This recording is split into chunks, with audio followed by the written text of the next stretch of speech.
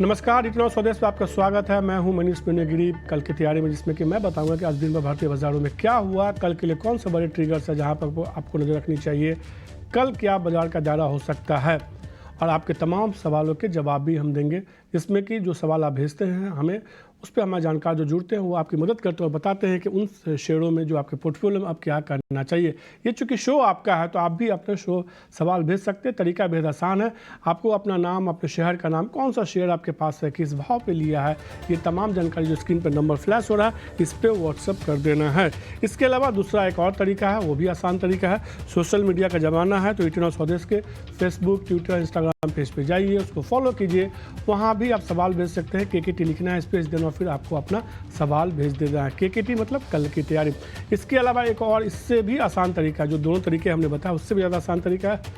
YouTube पे जाइए, कल की तैयारी शो को देखिए, वहाँ कमेंट में आप अपने सवाल भेज दीजिए। फिर हम वहाँ से आपके सवाल को लेंगे और फिर अपने जानकारों के सामने रखेंगे और उनसे जानने की कोशिश करेंगे कि जो शेयर आपने पूछे हैं जिन शेयरों के बारे में, उस पर उनका क्या नज़रिया है। कुछ नहीं करना, बस इतना स्वदेश के पेज पे जाइए, उसको फॉलो भी कीजिए और कल की तारीख शो को देखने के बाद आप वहाँ कमेंट में अपने सवाल भेज सकते हैं। वैसे आज हमने देखा कि बाजार में हफ्ते की शुरुआत जो थोड़ी ख़राब नोट पे देखने को मिली। लगातार इतना स्वदेश ये कह रहा था सुबह से भी, और पिछले हफ्ते हमने कहा था कि बाजार में हो सकता है कि थोड़ा सा एक रनिंग करेक्शन देखने को मिला और वही कमोबेश होता हुआ दिखा। आज निफ्टी में शुरुआत थोड़ी मजबूत हुई, लेकिन उसके बाद हमने देखा मुनाफा वसूली देखने को मिली और लगातार गिरावट गढ़ाता हुआ गया। जैसे जैसे कुछ अहम लेवल टूटे, पहले 21,700 का लेवल टूटा, फिर 21,600 का टूटा, फिर इंट्राडे में 21,500 का लेवल टूटा, 21,492 का लो था। हालांकि वहाँ से थोड़ी रिकवरी देखने को मिली और 21,513 पे जो है निफ्टी बंद हुआ। बैंक निफ्टी देखिए, बैंक निफ्टी एक समय 48,000 के ऊपर मजबूती के साथ ट्रेड कर रहा था। 48,154 का उसने हाई बनाया, लेकिन फिर गिरावट देखने को मिली। 48,000 का पहले लेवल टूटा, फिर 48,900 का लेवल टूटा, फिर 700 टूटा, फिर एक अहम लेवल 47,500 का टूटा। तो कहीं ना कहीं कई अहम लेवल 47,900 से टूटना शुरू हुआ। उसके बाद कई अहम लेवल टूटते हुए चले और निफ्टी के मुकाबले बैंक निफ्टी, कह सकते हैं निफ्टी और बैंक निफ्टी दोनों ही दिन के निचले स्तर के आसपास ही बंद हुए। हालांकि निफ्टी में 1.5% की गिरावट थी और निफ्टी बैंक में 1.5% गिरावट थी और निफ्टी में करीब करीब 1% की गिरावट थी। तो निफ्टी बैंक में आज ज़्यादा गिरावट देखने को मिली। आखिर आज बाजार को तोड़ा किसने, किस सेक्टर्स में दबाव देखने को? कह सकते हैं तमाम सेक्टर्स थे जिसमें गिरावट देखने को मिली। निफ्टी PSU बैंक इंडेक्स में सबसे गिरावट थी। बैंकिंग स्टॉक्स में गिरावट देखने को मिली थी। एक रियलिटी एक मात्र ऐसा इंडेक्स आपको दिखेगा जिसमें कि आज कह सकते हैं कि फ्लैट टू पॉजिटिव कारोबार होता हुआ दिखा, थोड़ी मजबूती के साथ ही बंद होने में कामयाब हुआ। कुछ स्टॉक्स आप देखिए, खासतौर पर निफ्टी 50 के जहां पे दबाव देखने को मिला सबसे ज़्यादा, जिसमें सबसे ज़्यादा गिरावट देखने को मिली, उसमें UPL केमिकल स्टॉक्स में हमने देखा कि आज के ट्रेड में सबसे ज़्यादा दबाव देखने को मिला था। UPL देखिए, इसके अलावा ऑटो में महिंद्रा एंड महिंद्रा, बैंकिंग में SBI, जैसे कि मैंने कहा कि सरकारी बैंकों में दबाव था तो SBI में काफ़ी तेज दबाव देखने को मिला। टेक महिंद्रा, इन्फोसिस और TCS के नतीजे आने वाले हैं इस हफ्ते। उससे पहले हम IT स्टॉक में थोड़ा मुनाफा वसूली देखने को मिले। LTI में एंट्री देखिए, वहाँ गिरावट देखने को मिली। डिफेंसिव के तौर पर एक शेयर जो FMCG सेक्टर्स होती है ITC, वहाँ भी दबाव देखने को मिला। आज के ट्रेड में गिरावट देखने को मिली थी। कहाँ खरीदारी थी? हीरो मोटोकॉप, सन फार्मा, NTPC, ONGC जैसे स्टॉक्स थे जहां खरीदारी देखने को मिली। कुछ स्टॉक्स निश्चित रूप से आज के ट्रेंड में अच्छी मजबूती दिखा रहे थे, जिसमें तेजी देखने को मिली। छोटे मजलों में देखिए, ट्राइडेंट में एक अच्छी थी 16 विनयार्ड देखिए, वहाँ आज के ट्रेड में एक अच्छी मजबूती देखने को मिली। फेम इंडस्ट्रीज देखिए, वहाँ एक अच्छी खरीदारी देखने को मिली। तो कह सकते हैं कि लार्ज कैप स्टॉक्स में मुनाफा वसूली है। कुछ छोटे मजले शेयरों में अभी भी खरीदारी का रुझान बना हुआ है। ऐसे में अब बाजार पे क्या नज़रिया होना चाहिए? हमारे साथ दो जानकार जुड़ चुके हैं, जय पटेल और संतोष सिंह जुड़ चुके हैं।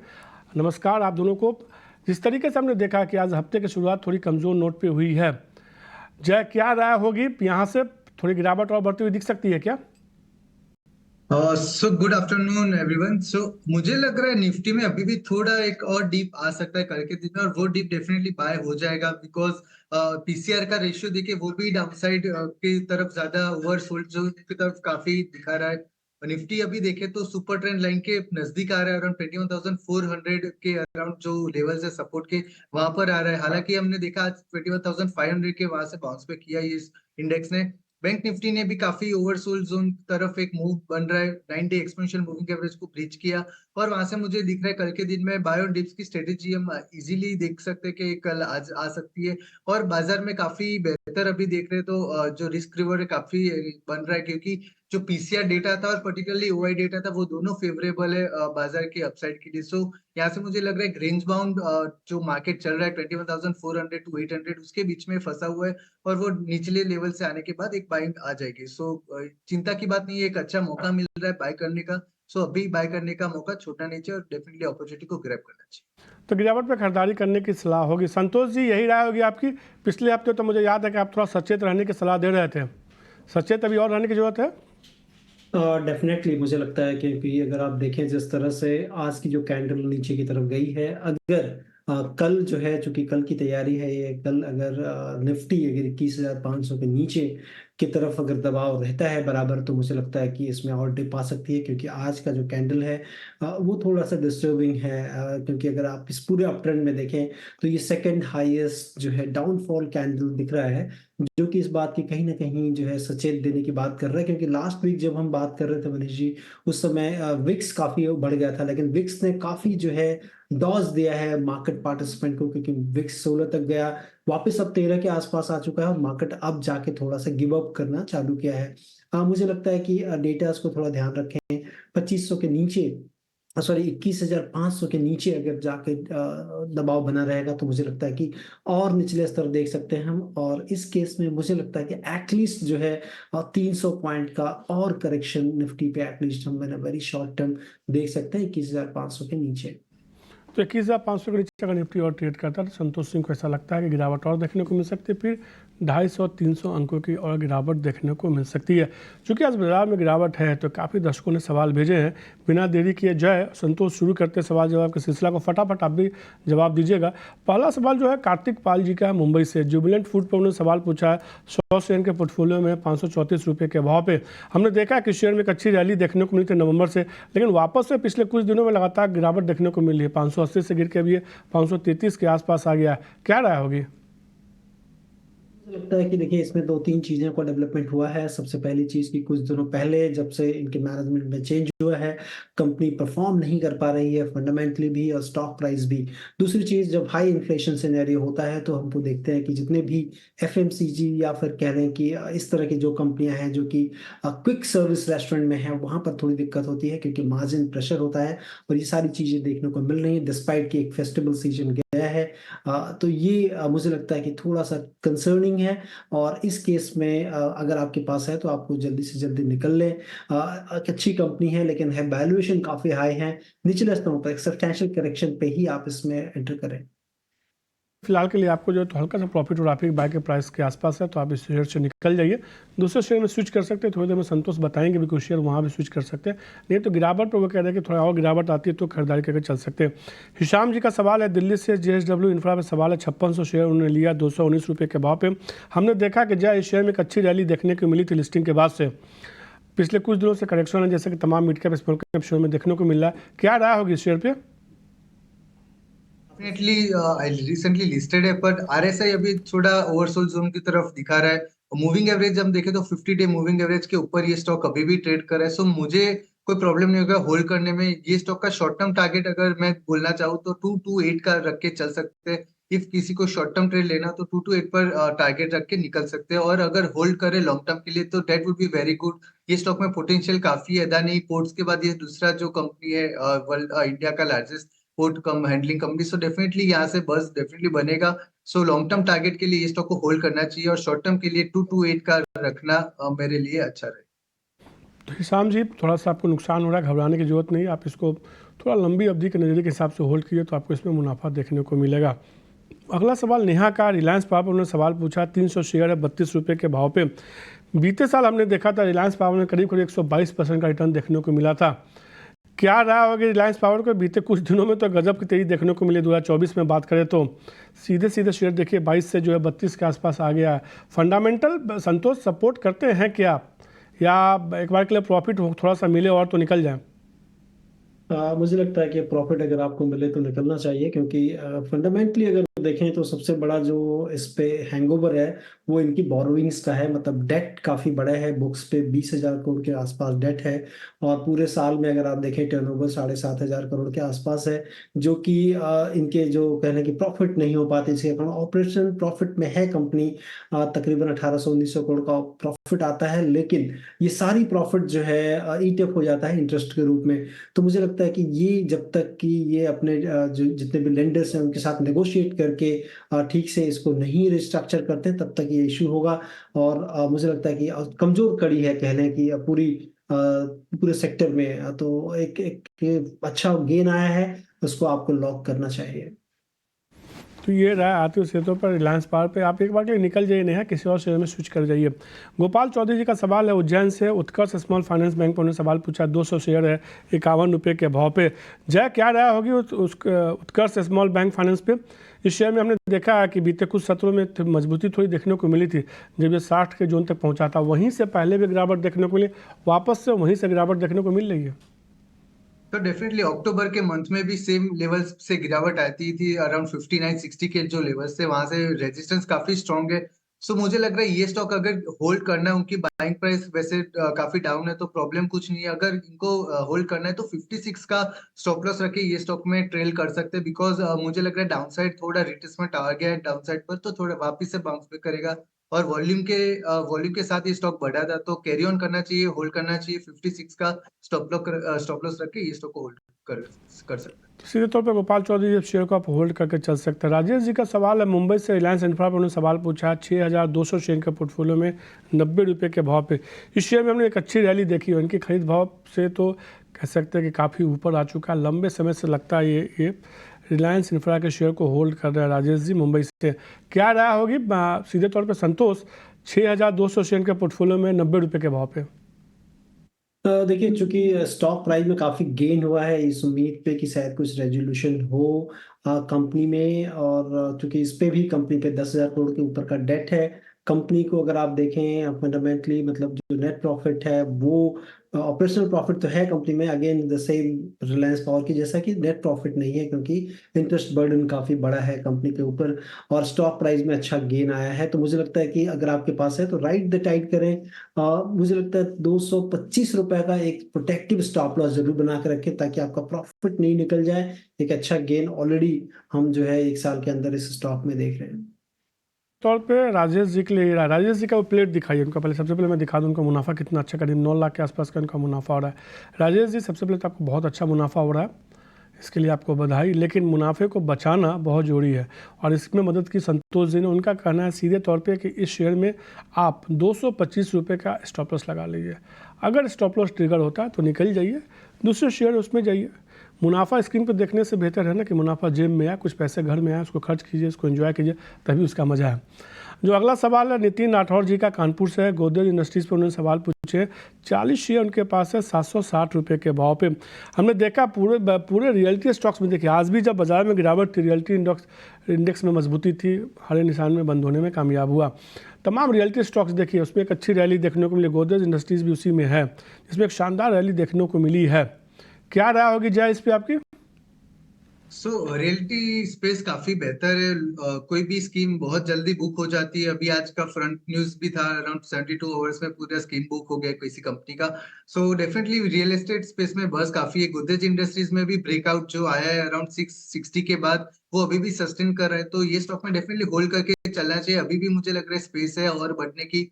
गोदरेज इंडस्ट्रीज के लिए आई वुड सजेस्ट के होल्ड करते रहना चाहिए। और स्टॉप लॉस रखना तो आज के दिन का थोड़ा लो समझ के 850 का लो समझ के स्टॉप लॉस रख सकते हैं और ये स्टॉक को होल्ड कर सकते हैं। आई गेस यहाँ से मुझे अराउंड 940 तक के टारगेट आते हुए दिख रहे हैं गोदरेज इंडस्ट्रीज। नितिन जी इसको होल्ड करके चल सकते हैं। वैसे चाहे तो आप एक 850 का स्टॉप लॉस लगा लिए। वैसे जय को लगता है कि शेयर 950 रुपये तक भी जा सकता है, थोड़ा नज़रिया थोड़ा लंबा रखते हैं। तो जो अगला सवाल है अनिल सेन का, मध्य प्रदेश से। उन्होंने एस्ट्रल पे सवाल पूछा। 40 शेयर इनके पास है 1800 रुपये के भाव पे। इस शेयर में भी हमने एक अच्छी रैली देखी थी अप्रैल के बाद। संतोष जब 2000 तक गया था, उसका थोड़ा करेक्शन देखने को मिला। अब जिस लेवल पर ट्रेड करा 1800 के आसपास, यहीं से इसने 2 बार पुल बैक दिखाया है। क्या राय होगी शेयर पे? देखिए मुझे लगता है कि इंडिया की एक one of the leading company है जो कि कह लें कि drainage system pipe plumbing pipe बनाती है कंपनी। बहुत ही अच्छी कंपनी है। कंपनी अच्छा उन्होंने चुना है। प्राइस थोड़ा सा डेफिनेटली जो उछले स्तरों पर है, और जिस तरह से दिख रहा है कि एक एक जो है साइडवेज काइंड ऑफ फॉर्मेशंस हैं इसमें। 1800 बहुत अहम लेवल होगा। मुझे लगता है कि अगर ये टूटता है तो एक बार थोड़ा सा निकल सकते हैं अपॉर्चुनिस्ट बनकर। लेकिन चूंकि कंपनी अच्छी है, सेक्टर के आउटलुक अच्छे हैं, गवर्नमेंट का जिस तरह से इन्वेस्टमेंट है नल से जल में काफी कंपनी लाभान्वित रही है इससे। और निचले स्तरों पे मैं कहूंगा कि अगर आपको मिलता है फिर तो आपको डेफिनेटली एंटर करना चाहिए। बहुत अच्छी कंपनी है। रिटर्न रेशियोज काफी अच्छे हैं कंपनी के। उस लिहाज से मुझे ये कंपनी काफी अच्छी लगती है। तो अनिल जी, ये रहा तो सीधे तौर पे कि अभी चाहें तो अभी एक बार के लिए निकल जाइए। 1800 के नीचे जाता है तो गिरावट तेज देखने को मिल सकता है, आपके खरीद के भाव के आसपास ही है। लेकिन अगर नीचे आता है तो निश्चित रूप से संतोष करते हैं कि आपको खरीदारी करनी चाहिए शेयर में। अगला जो सवाल है बीर किशोर जी का बिहार से है। 7.5 टेक पे उन्होंने सवाल पूछा। 1500 शेयर के पास है 49 रुपये के भाव पे। जानना चाहते हैं क्या करें, इनको अच्छा मुनाफा भी हो रहा है, क्या राय होगी जय? तो सरासर डेफिनेटली थोड़ा जैसे आपने अभी बताया थोड़ा एंजॉय करना चाहिए रुपए को, तो यहाँ पे थोड़ा प्रॉफिट बुक डेफिनेटली कर सकते हैं। और होल्ड करना हो तो डेफिनेटली यहाँ से अपसाइड रिलीफ लेकिन पोल पैटर्न बन रहा है, उसका ब्रेकआउट कल आया था और आज के दिन में हमने थोड़ा flat flat to bearish zone पर आते हुए देखा, तो थोड़ा प्रॉफिट बुक कर सकते हैं, थोड़ा पोजीशन कैरी ऑन रख सकते हैं, अराउंड 64 का स्टॉप लॉस रखें। तो ये सीधे तौर पे राय आते हुए 7.5 टेक पे हमने फटाफट अंदाज में तमाम शेयरों पर चर्चा की। अब वक्त है वीआईपी स्टॉक्स की जानने के।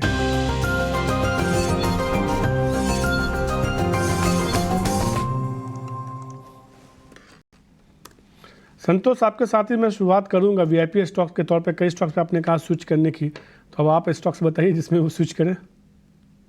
देखिए मुझे लगता है कि जिंदल सौ ये भी एक पाइप की कंपनी है जिसमें कि तेल ऑयल गैस के अंदर ये पाइप लगती हैं, और कंपनी की विस्तार की काफ़ी योजनाएं हैं। अगर आप देखें तो लास्ट क्वार्टर में ही तकरीबन 1400 करोड़ रुपए कंपनी ने अपने कैपेसिटी एक्सपेंशन किया है, कमीशन हुई है कैपेसिटी। और उसके लिहाज से मुझे लगता है कि आने वाले टाइम पे इस पे अर्निंग्स काफ़ी जुड़ेगी। धीरे धीरे जो है कैपेसिटी यूटिलाइजेशन भी बढ़ेगा।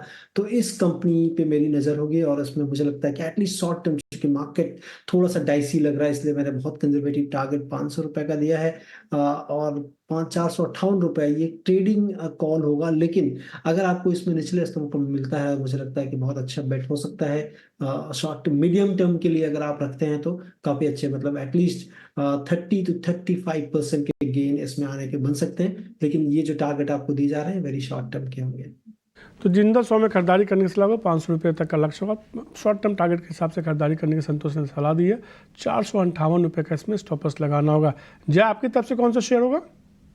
पहला जो शेयर होगा डेटा पैटर्न्स पर होगा। आज के दिन में भी ये स्टॉक ने काफी मजबूती दिखाई। 200 दिन के मूविंग एवरेज डेली चार्ट पर ये सपोर्ट लेके अपसाइड दिखा रहा है, और जो मूविंग एवरेज का कंजेशन है उसको पार करके आज के स्टॉक में ये मजबूती दिखाई। तो 1980 के वहां पर ये स्टॉक चल रहा है। 2100 का टारगेट रख के स्टॉक में ट्रेड ले सकते हैं, और स्टॉप लॉस के तौर पर 1900 का स्टॉप लॉस रखना मुझे लग रहा है अनिवार्य होगा। और दूसरा जो स्टॉक होगा वो होगा रेडिंगटन। रेडिंगटन ये भी स्टॉक आज के दिन में काफी बेहतर परफॉर्मेंस दिखा है। एक्यूमुलेशन जोन से एक ब्रेकआउट आया ये स्टॉक में, और डेली एंड वीकली चार्ट पर काफी बेहतर चार्ट दिख रहे हैं। तो यहाँ से टारगेट होगा 190 का, जो प्रीवियस रेजिस्टेंस के अराउंड भाव चल रहा है। सो 190 would be a target, and 175 stop loss के तौर पर ये स्टॉक में ले सकते हैं। इंटरन एक शेयर हुआ जिसमें खरीदारी करने से 190 रुपये के लक्ष्य के साथ खरीदारी कीजिए। 175 रुपये का इसमें स्टॉप लॉस लगाना होगा। जिंदल 100 पे भी खरीदारी करने की सलाह दी थी संतोष ने, उनको लगता है कि वहाँ से मजबूती देखने को मिल सकती है। रेक्टर में आपको 190 रुपये के लक्ष्य के साथ खरीदारी करने की सलाह दी है। तो ये वीआईपी स्टॉक्स। अब कुछ और स्टॉक्स देखते हैं जिसपे हमारे दर्शकों ने सवाल पूछा। मैं फटाफट यूट्यूब से सवाल कुछ और लेता हूँ। एक सवाल जो है मीना अरोड़ा का भोपाल से है। संतोष जी, आपके लिए ये सवाल है। उनका कहना है कि मैं इन्फोसिस और टीसीएस खरीदना चाहता हूँ अगले 2 साल के नज़रिए से। वो चाह रही हैं कि इस पर राय दीजिए, क्या राय होगी आपके संतोष जी? मुझे लगता है कि अगर आपको 2 साल का नजरिया है तो जिस तरह से इंटरेस्ट रेट घटने की बात संकेत दे रहे हैं यूएस में, और उसके इसमें मुझे लगता है कि आईटी परफॉर्म करना चाहिए। शॉर्ट टर्म डेफिनेटली हिकअप्स हो सकते हैं, तो आपको धीरे धीरे स्टेगर्ड वे में लें, लेकिन ये समझें कि इन्फोसिस और टीसीएस से ज़्यादा ग्रोथ करती हुई कंपनी एचसीएल टेक है, उसके बारे में भी थोड़ा विचार कर सकते हैं, क्योंकि वो फास्टेस्ट ग्रोइंग स्टॉक अभी है। इन टर्म्स ऑफ नंबर्स काफ़ी अच्छे रहे हैं बेलवेदर स्टॉक्स में। तो मुझे लगता है कि और जो भी ले थोड़ा थोड़ा ले, क्योंकि मार्केट थोड़ा डाइसी है। लॉन्ग टर्म आउटलुक अभी भी काफ़ी अच्छे दिख रहे हैं, थोड़ा थोड़ा करके ले सकते हैं। सीधे तौर पे बीना जी आपको जवाब मिल गया होगा जो आप जानना चाह रही थी इन्फोसिस और टीसीएस को लेकर। जो अगला सवाल जिस दर्शक ने पूछा है उनका मैं लेना चाहता हूं। इनका सवाल है कि सुभाष जी का, यूट्यूब पे उन्होंने सवाल पूछा है। सीएससी के 600 शेयर इनके पास है, 97 रुपये के भाव पे वो जानना चाहते हैं कि क्या करें। इनको एक अच्छा मुनाफा हो रहा है, 97 रुपये पर उन्होंने खरीदा है तो एक अच्छा मुनाफा हो रहा है। और हमने देखा है जय कि लगातार शेयर में जो है ना, अक्टूबर के बाद एक बड़ी रैली की शुरुआत हुई थी जब 90 से इसने चलना शुरू किया था, लगता है उसी दौरान उन्होंने खरीदा है। क्या कहेंगे इनके लिए, सुभाष जी के लिए? इलेक्ट्रिसिटी रिलेटेड है, काफी चल चुके हैं, तो थोड़ा मुझे लग रहा है प्रॉफिट बुकिंग आएगा। अभी 9 डे और 21 डे एक्सपोनेंशियल मूविंग एवरेज से काफी ऊपर चल रहे हैं, तो थोड़ा यहाँ पर कॉशियस हो जाना चाहिए। और आई विल सजेस्ट कि यहाँ से 20 to 30% का प्रॉफिट बुकिंग भी कर लेना चाहिए कैपिटल का। सो यहाँ से I would suggest profit booking करें और थोड़ा जो पोजीशन बचा है उसको होल्ड करके बने रहे। ये राय है तो शेयरों पे कि थोड़े शेयरों में आप प्रॉफिट बुक कर लीजिए। माता दीन का सवाल है जयपुर से, स्कॉट्स पे उन्होंने सवाल पूछा है। 178 शेयर उनके पास है 3150 रुपये के भाव पे। स्कॉट्स में भी हमने एक अच्छी रैली देखी थी, 3500 के भाव तक गया था, लगता है उसी दौरान उन्होंने खरीदा है। अब थोड़ी गिरावट देखने को मिली है 3150। क्या राय होगी? वैसे उम्मीद की जा रही है कि इलेक्शन से पहले और अंतरिम बजट से पहले हो सकता है इंटरिम बजट में कुछ ऐसा अनाउंसमेंट होता हुआ दिखे एग्रीकल्चर सेक्टर को लेके, पूरे ग्रामीण भारत को लेके, जिससे इस पूरे सेक्टर में थोड़ी तेज़ी की उम्मीद जताई जा रही है। क्या राय होगी आपकी संतोष? मुझे लगता है कि थोड़ा शॉर्ट टर्म प्रेशर होगा इसमें, क्योंकि अगर आप नंबर्स देखेंगे तो लगातार ट्रैक्टर्स के नंबर खराब आ रहे हैं मंथ ऑन मंथ बेसिस पे। इवन फॉर दैट मैटर अगर कमर्शियल व्हीकल की बात करें तो वहाँ पर कुछ नंबर ठीक नहीं आ रहे हैं। और मार्केट जो है दे लव नंबर्स की, यहाँ ग्रोथ होना चाहिए जिसमें कि डी ग्रोथ दिख रही है। तो उस लिहाज से मुझे लगता है कि थोड़ा शॉर्ट टर्म प्रेशर होगा। कंपनी अच्छी है, चूँकि अभी जापानीज कंपनी का जो है कंपनी पे प्रमोटर हैं उनके, और उस पर अच्छा काम हो सकता है, लेकिन लॉन्ग टर्म के लिए होगा। लेकिन शॉर्ट टर्म में मुझे लगता है कि स्टिल अभी प्रेशर होगा। और निचले स्तरों पर, मतलब अगर आपको 2400 रुपये के नीचे मिलता तब मैं सजेस्ट करूंगा कि आप इसमें एंटर करो। ये सीधे तौर पे राय आते हुए स्कॉट्स पे आपके लिए। अब समय की कमी है, जितना सवाल ज़्यादा हमने कोशिश की कि सवाल लिया जाए। संतोष और जय, आपका भी शुक्रिया, आपने तमाम शेयरों पे जो है फटाफट अंदाज में जवाब दिए और वीआईपी स्टॉक्स के तौर पे 2 शेयर भी हमारे दर्शकों को बताया। आप दोनों का शुक्रिया। आज हमने देखा कि बाजार में गिरावट देखने को मिली, लेकिन मंगलवार का सत्र उम्मीद करते हैं कि सब कुछ मंगलमय हो, थोड़ी रिकवरी देखने को मिले। वैसे कल की तैयारी में आज के लिए इतना ही। मुझे दीजिए इजाज़त, नमस्कार।